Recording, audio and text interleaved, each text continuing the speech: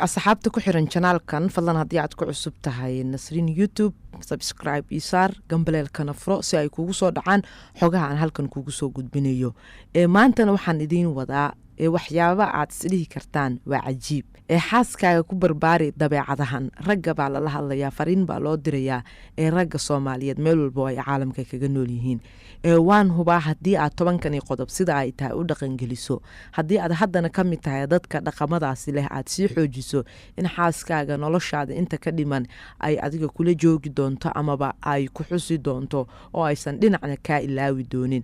qodobka ugu horeeya waxa uu ku bilaabanayaa sidan waxa la yiri gabadha xaaskaaga ku dadaal mar waliba inaad farxad gelisid oo aad farxadeeda ka shaqeysid iyo wanaageeda iyo sida ay horumar ku gaari lahayd waxnaha ka sheegin hab dhaqankeeda oo hadhiin dhaqankaaga uu xun yahay ama sidan ayaa tahay haddii aad xitaa wax u sheegayso si qurux badan oo iyaduna aan qalbigeeda wax saameyn ama dhaawac ku yeelanaynin ugu sheeg ayaa la yiri sidoo kale waxa la yiri cuntada ay samayso waxba ka sheegin oo dhibaateyn hadhiin waad cunto xun tahay cuntadaadu dhadhan ma lahan iyo wax karis ma taqaad si uusan qalbigeeda u dhaawacmin bar adigu haddii aad kaga roon tahay haddii aadan kaga roonayna mar waliba adiga oo si wanaagsan u fiirinayo u sheeg waxyaabaha ay samaynayso inay sii hagaajiso sii qurxiso adigoo isdhahayo saameyn ha ku reebin maskaxdeeda qodobka labaad waxa la yiri ha noqon mid dabeecad adag xaaskiisa kula dhaqma una muuji mar waliba hadallo qaboojinaya qalbigeeda uguna yeer magac laabteeda ku beeraya naxariis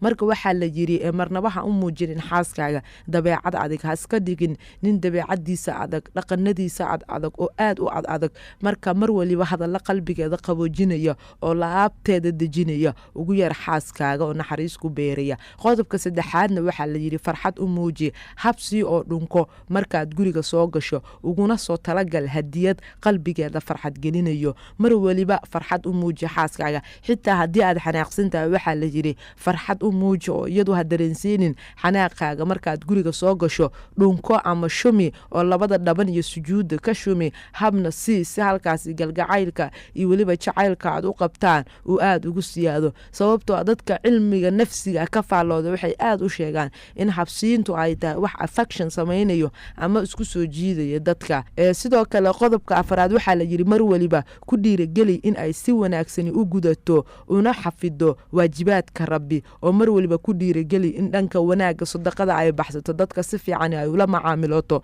sidoo kale waajibka alla uu saaray in la caabudo ama salaada in la tukado waxyaabaha xumaanta laga dheeraado ay sameysana mar waliba ku dhiirigeli ayaa la yiri qodobka shanaad u muuji farxad iyo waji furnaan markasta la ciyaar oo bar kaftanka kuna dadaal in aad ka qosolsiiso oo had iska dhigin macaange gacan adeeg qof aanan dadka la kaftamayn oo xirxiran iska dhigin la kaftan la farac ciyaar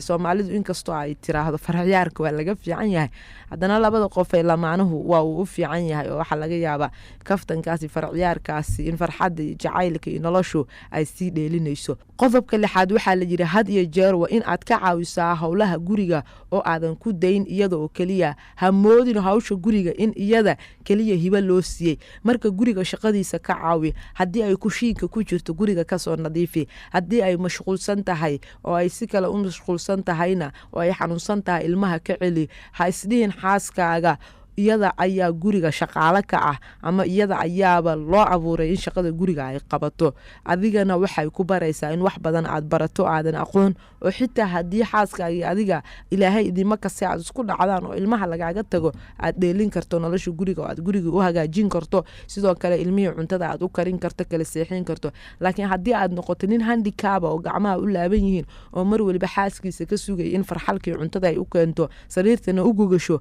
adiguna marka ay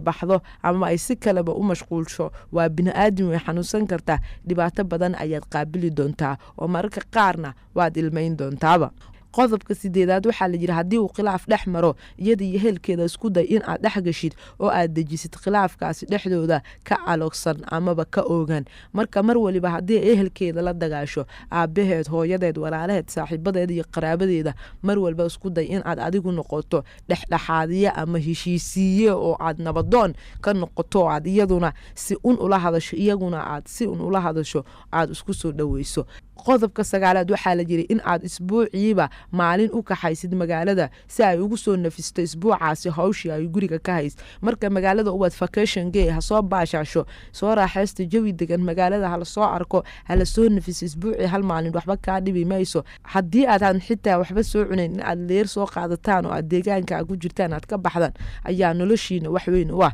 qodobka ugu dambeeya ee 10aad waxaa la yiri ku dadaal in aad kala qayb qaadasid cibaadooyinka rabbi sida qiyaamul leylka iyo quraan akhriska iyo waxyaabaha la midka ah marka adiguna mararka qaar hal la subciyo guriga lagu subciyo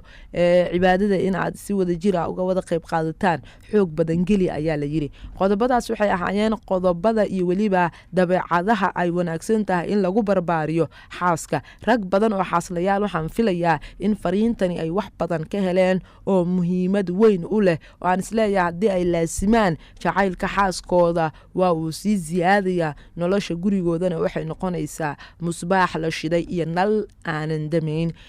haddii aad ku cusub tahay channelkan ama aad ka heshayba xogtan fadlan subscribe saar gambaleelkana furo aad baad u mahadsantahay